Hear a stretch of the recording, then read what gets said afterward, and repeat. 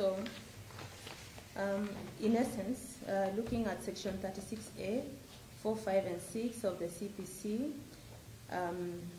as well as Article 49, 1G and H of the Constitution of Kenya, the accused person having been brought to court within 24 hours or at the first court appearance in accordance with the law is to be informed of his detention continuing or to be released on bond on reasonable conditions, unless there are compelling reasons not to be released.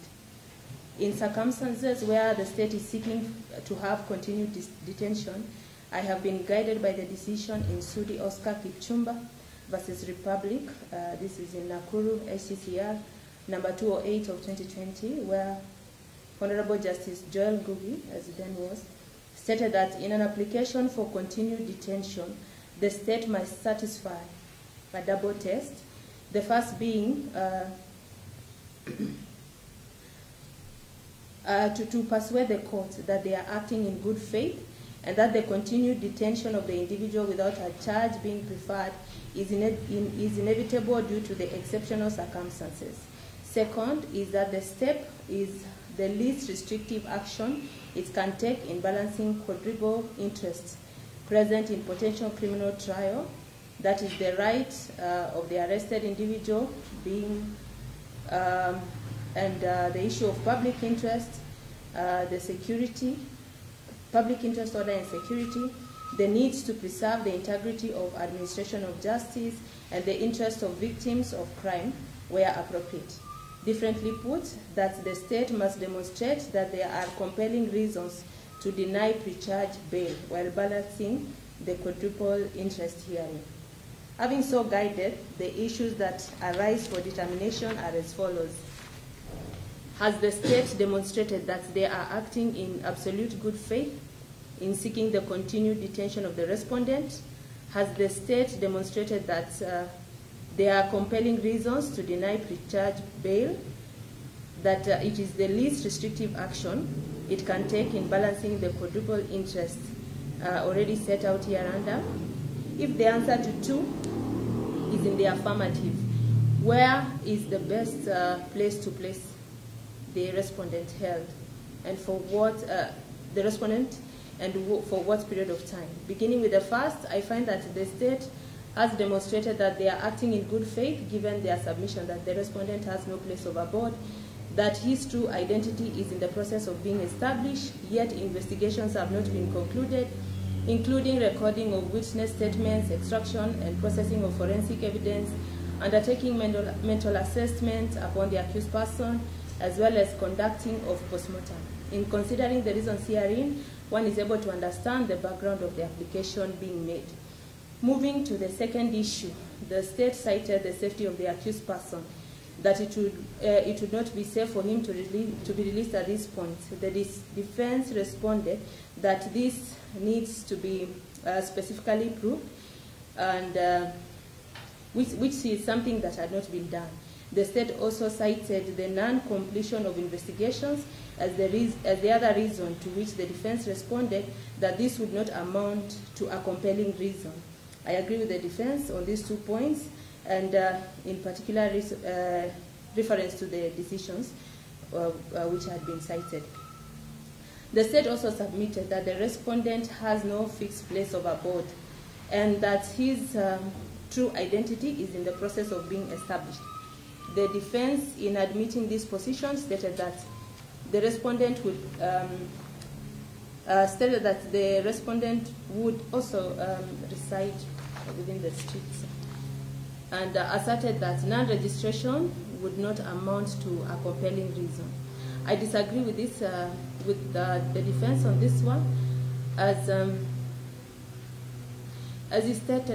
defense stated that at this point, the suspect also has no known relatives. In my considered view, this would amount to a compelling issue. And this is the assertion that the respondent has no known place of abode. There is no documentation of identification, and even there are no known relatives. It would then become hard to trace the suspect, even for purposes of conclusion of investigations. if he was to be released at this point in time. With this, I find that the state has demonstrated that there are compelling reasons for continued detention of the respondent. Flowing from this, then, is the third issue of where would be the ideal place to hold the respondent. And on this, the state had initially proposed Kilimani Police Station, stating that the respondent was receiving treatment. Subsequently, they changed this position and required the suspect to be detained at a secure institution which has medical facilities. The defense on the other side, while citing Article 43 of the Constitution, stated that the accused person was unwell and needed to continue treatment at Kenyatta National Hospital or at any other public medical institution which is named. It becomes clear from the submissions herein that the respondent is unwell and requires close medical monitoring. It is, however, my considered view that it would not be prudent to have the respondent detained at Kenyatta National Hospital at this point in time, for reasons that this is the scene of the alleged crime, and statements are yet to be taken from witnesses, which maybe would include the patients and the doctors at this facility. There was also an assertion that there is another incident, there is another crime also being investigated, which has been linked to the accused person, as it will be seen from the supporting affidavit of the investigating officer on record.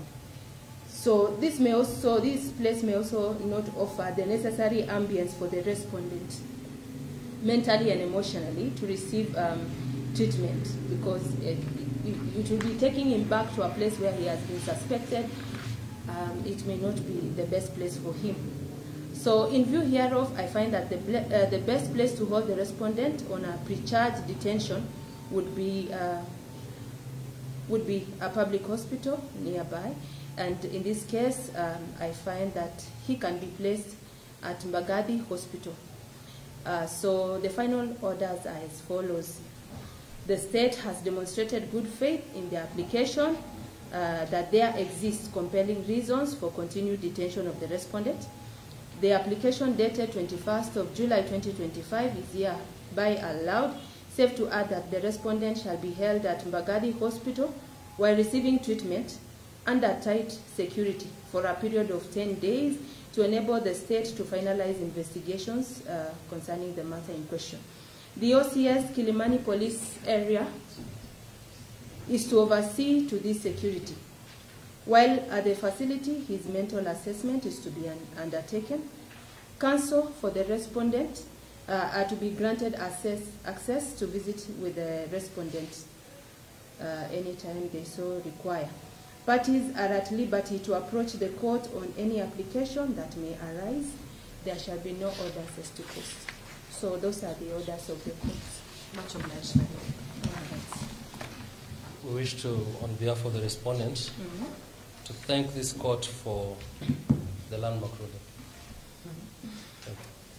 Thank you. Glory to God. So ningependa kuuliza kama kuna watu kutoka familia ya marehemu kwa hii kesi ambayo inachunguzwa. Kuna mtu wote kutoka familia ya marehemu? Okay. Okay. So we just speak peace upon the hearts of the family members of the deceased and even everything. Okay. So that should be all. I'm not done, so for you guys, if you are leaving, you just leave. I have another matter which I'm calling out.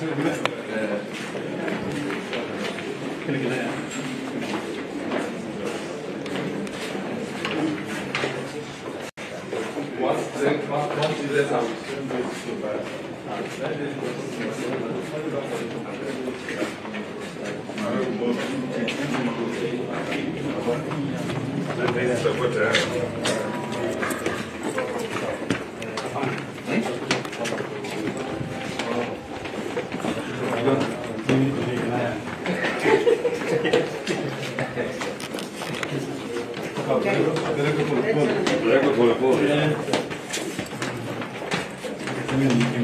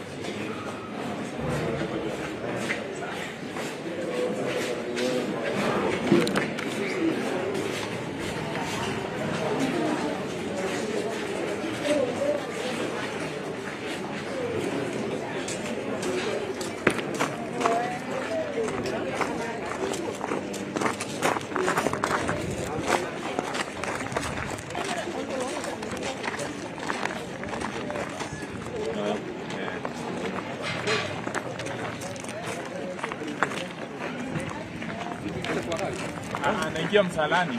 Oh, msalani sawa.